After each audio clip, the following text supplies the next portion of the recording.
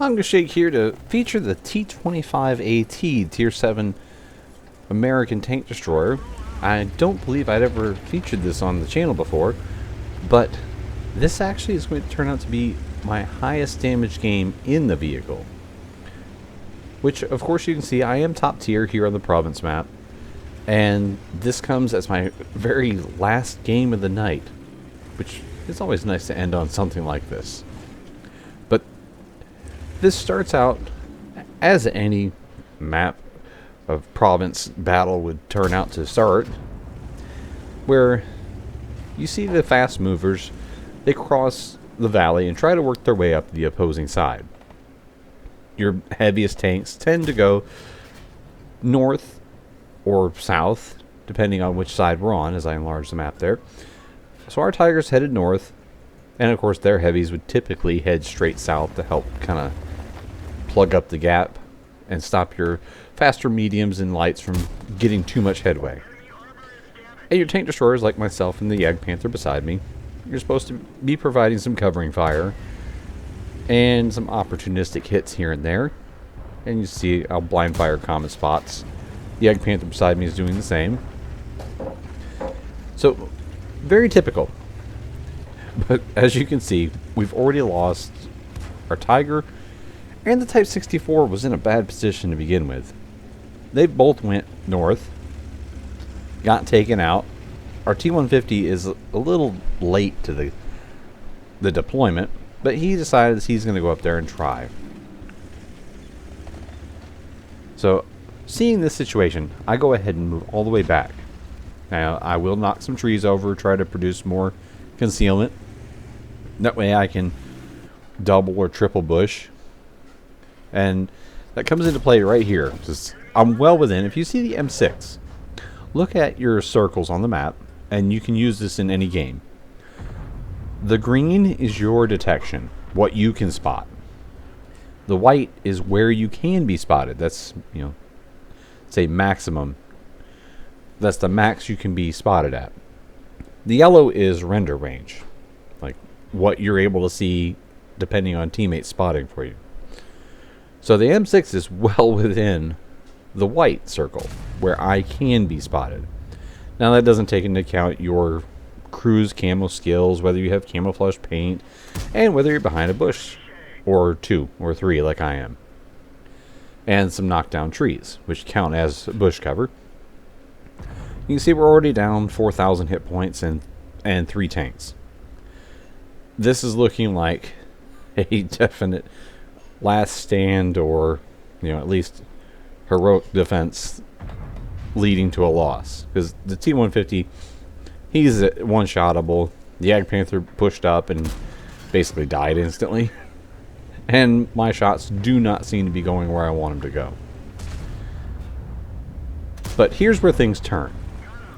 With that shot, I have my concealment set up, and this gun, when it decides to behave, remember this is the same gun you get on the T29 with a little bit better stats all around, but it's the same gun, the American 105. Averages 320 damage. As you can see, I've been getting low rolls every single shot. This is where I was saying everything had seemed to be going wrong. So I had one that was a 240. But this is the 105. But when it behaves, it is a punchy gun with good DPM. And the T25 AT, as you're seeing me work the concealment, it's mobile, it's fairly stealthy, and its armor can give you a bounce here or there. You see I'm making sure to pull back and then fire. That basically blunted most of the push here, except for their very quick and agile vehicles. And kudos to the enemy artillery there. That was a very, very good blind shot. He must have been looking at the down tree and assuming that I had to be there. Again, I make sure concealment between myself and the Type 64 before pulling the trigger. Trying to keep our artillery safe, but as you can see, I'm looking at the AMX-12T pushing around. My artillery is not. And again, a low roll. I've only had one shot one on the M6 that actually matched my average expected damage of 320. So I had a 324 damage shot. And there goes the 355, which is nice. But chasing the AMX-12T to get rid of him after he's emptied his magazine. And now I need to back up because their artillery will be paying attention. And I have to say, kudos to this Skoda player. We end up in a very funny little section here. I put one solid hit into him. Now he's going to go straight to the artillery. And as he should. But I put another hit, and again, major low roll. He should be dead. Like, my first one went for 329. This one went for 286. He should be dead if you average that out. And now I'm thinking, wait a minute. The Skoda T25 is a fast medium, but it doesn't turn well. So I'm trying to get him to kind of bumble into a bad turn, and maybe I can catch him. And we're going to do this a little bit here. Because you can see, it's so tantalizingly close to me actually getting my gun around. And I just can't quite do it. And I can tell this is going to be endless. And I'm losing my teammates the whole time I'm playing Ring Around the Rock here. So instead, I just kind of bait him into thinking that I'm going to do it again. Now, another thing you can look at is look at the smallest circle on your map. And that's why you should enable all these features. These are in the game. This is not a mod. I don't run mods. And I don't think you should. But if you back off far enough, that's your proximity detection range. I'm dark, and now I get to come around, and I miss the auto-aim shot. And I go for a little bit of a ram to lock him in,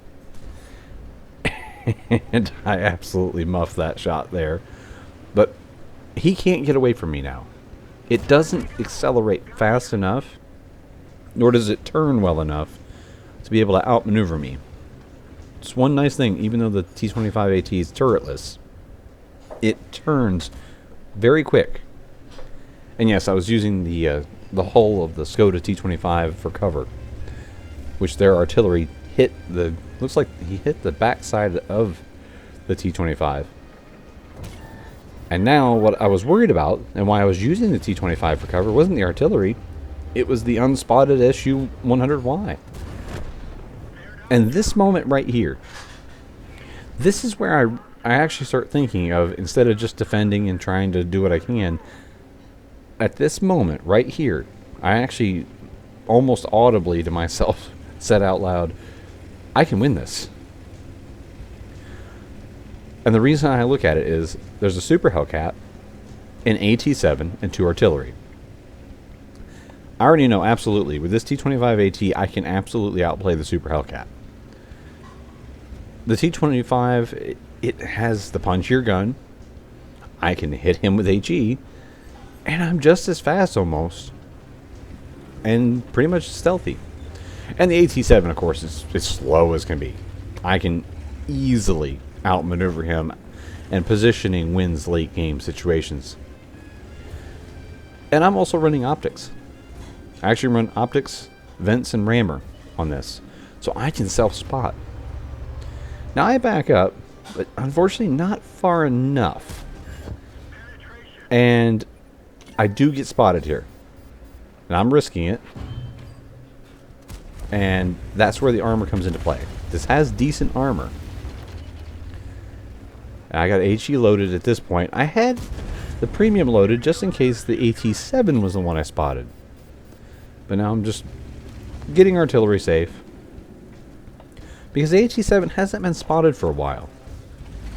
And yeah, it's slow, but he's had more than enough time to, get into an aggressive position. And that's what I'm suspecting, is the AT-7 is going to be coming right around to get me. But no, it's artillery. I don't know what he was doing. And now at this point I'm thinking, okay, that's gotta be the AT-7 on cap. And there's my confirmation. The artillery is actually still up in the north, So I have an AT7, and I'm thinking, okay, I'm going to have to try to snipe his cupola because he's going to be aiming right up at me. And no, he's actually driving sideways. So one freebie shot. And that was actually a little unexpected. So he's got a decent crew in there. He was able to spot me. And normally, AT7s prioritize gun handling and survivability with their crew skills, with their equipment. But I'm thinking maybe the guy might be running optics. But now he's out of my line of sight, so he has to be behind the boulders.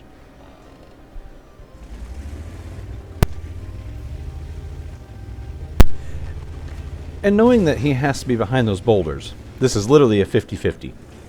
I'm deciding right here whether to go around far left, like on the side of the destroyed aqueduct or bridge.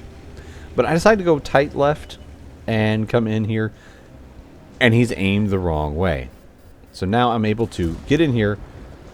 I should have actually aimed the shot instead of auto-aiming. Or I just third-person aimed, really. But now I do take my time, aim it, track him, get around, and I'm going to reload well before he gets a chance to turn, put it right into the superstructure. And now all I'm thinking is artillery. And he gets a hit. Which is actually, I'm fairly safe health-wise. But that tells me where he is. He's roughly, judging by that last hit, he's roughly at either B7 or B8. And I'm thinking he's going to be going down low.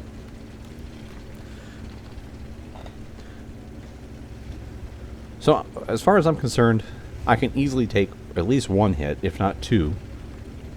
My med kit's off a cooldown, my auto extinguisher's off a cooldown, and I should be able to easily push in, spot the artillery, who I suspect to still be down kind of low on the hillside. But he's not. And looking at 2 minutes and 40 seconds, I am not going to risk the win for the pool's medal. Yeah, it's a rare kind of medal, but I want the win. More so than anything. So I get the HE loading up just in case this M44 decides to make a push towards me. Because I want the win, but yeah, I would like a pool's medal. I haven't had one in a while. So it's basically sit and wait for the cap timer.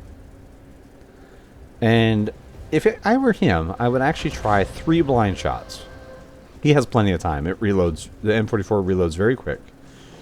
He shot for the middle of the cap. I would have put one next to the rock in front of me.